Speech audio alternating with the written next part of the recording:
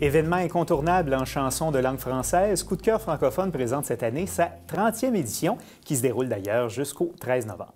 Alors, pour nous présenter les événements à ne pas manquer et aussi revenir sur l'histoire de l'événement, nous avons avec nous le directeur de la programmation de Coup de cœur francophone, Steve Marcoux. Monsieur Marcoux, bonjour. Bonjour. Bienvenue au bulletin. Merci. Alors, rappelez-nous rapidement le mandat du Festival Coup de cœur francophone. Faire découvrir le plus d'artistes possible sur une courte période, des artistes essentiellement émergents, tout en servant aussi d'artistes connus pour amener les projecteurs sur l'événement, c'est-à-dire se servir en quelque sorte de Richard Séguin pour que les gens qui s'intéressent à Richard Séguin puissent découvrir d'autres artistes qu'ils ne connaissent pas encore. Et on reste évidemment dans la chanson francophone. Oui, toujours en français, ou presque. Ou presque. Oui. Donc, à l'occasion d'autres langues, Oui, c'est tout à fait. On se permet des petites écartades, comme Samito, cette année. Qui est-ce? Qui est un artiste d'Afrique qui chante en Wolof et qui présente une chanson vraiment... Mais on dit musique du monde, mais ce n'est pas de la musique du monde, c'est de la musique simplement, musique électronique. Donc voilà, mais en Wolof, qui oui, était la langue des frères Diouf, si je ne m'abuse. C'est dans cette langue-là qui mais chantait. On ne peut même pas dire qu'on est dans le world, on est dans la musique, simplement. Donc, on se permet quelques écartades un petit peu comme ça. D'accord. Et la particularité de Coup de cœur francophone, c'est que c'est un gros événement à Montréal, avec plusieurs dizaines de spectacles, mais aussi c'est un événement qui se promène ailleurs, à l'extérieur du Québec, au Canada, un peu partout, pour offrir des spectacles de langue française aux communautés en situation minoritaire. Tout à fait, d'un océan à l'autre et à l'autre. Parce qu'on va... Donc, même dans le Grand Nord. Même dans le Grand Nord, tout à fait. On est au TNO, au Yukon aussi. On présente environ 80 spectacles avec des artistes toujours qui chantent en français, encore plus en français là-bas, parce que c'est un élément super important, un élément de fierté aussi de présenter ces artistes-là. C'est presque un service essentiel. C'est presque un service essentiel, en effet. Puis, ça donne un côté dynamique à la présentation de la chanson durant un mois, durant le mois de novembre. Donc, et il y a beaucoup d'artistes qui circulent quand même et qui font beaucoup de dates aussi. Donc, des gens qu'on peut voir à Montréal, ou pas, mais qui seront aussi présentés hors Québec. Tout à fait, comme Philippe Braque, qui va être à Montréal, mais qui est aussi à travers le Canada. D'accord. Et rappelez-nous un peu l'histoire de Coup de cœur francophone, parce que ça a été fondé il y a 30 ans déjà. Quelle était l'intention au départ du fondateur de Coup de cœur francophone? Bien, l'équipe de fondateurs avait comme mission de présenter des artistes qui les intéressaient.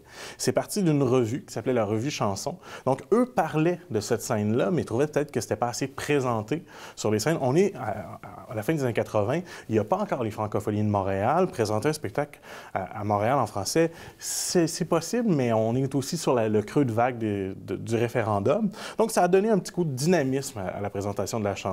Et donc, c'est de présenter des artistes connus avec, toujours en coplateau, des artistes pas connus qui donnent une première chance. La première artiste qui a fait Coup de cœur francophone, c'est Sylvie Paquette.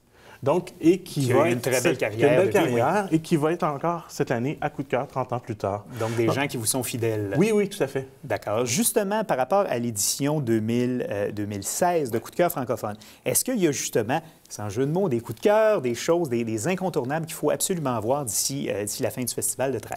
Ah oui, il y en a beaucoup, en fait. Et vos coups de cœur à vous? Quelques-uns. Moi, Philippe Braque va nous présenter un spectacle concept qui s'appelle Bienvenue à Enfantville. Philippe Braque, il faut le voir en spectacle.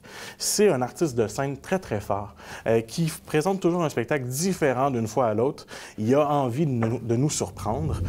Sinon, Violette Pie, Mon Doux Seigneur aussi, Mon Doux Seigneur, qui a participé au Francouverte cette année, sont des auteurs-compositeurs qu'on va entendre parler durant longtemps encore et qu'on va présenter dans 30 ans. C'est le souci quand j'ai fait la programmation de cette année, dire on a 30 ans, on présente des choses qu'on a déjà fait, puis aussi ceux qu'on va présenter durant 30 ans. Donc, beaucoup de découvertes à faire. Vous avez aussi des gros noms, des gens très connus du grand public qui sont présents. Yann Perrault, Karim Ouellette. On avait Claude Pelgag hier au Club Soda. On a eu avec Podcast en ouverture aussi. Richard Séguin qui présente sa rentrée. Ce soir, c'est le deuxième soir de sa rentrée. Oui, on a des artistes connus. Toujours, c'est une balance, une programmation. Il faut qu'il y ait un équilibre. Donc voilà. Et la plupart de vos spectacles sont présentés traditionnellement au Lion d'Or, dans le quartier Centre-Sud. Vous avez aussi des spectacles ailleurs. Bien, le festival est né d'Hochelaga pour se rendre de plus en plus vers le centre-ville. Donc oui, on a le Lion d'Or qui présente un grand nombre de spectacles. Sinon, on a à l'Astral, au Club Soda, à la Place des Arts aussi, où on fait notre création autour de Léo Ferré, avec 21 personnes sur scène. Et sinon, il y a aussi... Ce sera quand, ça? Ça, c'est vendredi et samedi, le 11 et le 12. C'est une création autour de Léo Ferré. Et sinon, il y a aussi notre volet au cœur de la nuit qui fait vibrer les bars de fin de soirée. Ça, c'est dans 4 bar de la nuit, puis c'est des formations vraiment émergentes. C'est l'endroit pour découvrir à très faible coût aussi. Oui, donc voilà. Et il y a plus de 20 000 spectateurs l'an dernier qui ont assisté au spectacle ici à Montréal. Donc, c'est un rendez-vous à ne pas manquer. Il nous reste peu de temps. Je veux vous entendre. On vient de passer le Gala de la disque la semaine dernière. Il y a eu plusieurs sorties dans les dernières semaines d'artistes qui laissent entendre qu'il y aurait peut-être besoin d'une aide financière de l'État pour supporter la production de chansons francophones, les artisans de la musique, avec évidemment les baisses de vente de CD, les services en continu de streaming. Quelle est votre position sur cette question-là? Est-ce qu'on a besoin de l'aide de l'État pour supporter les artistes?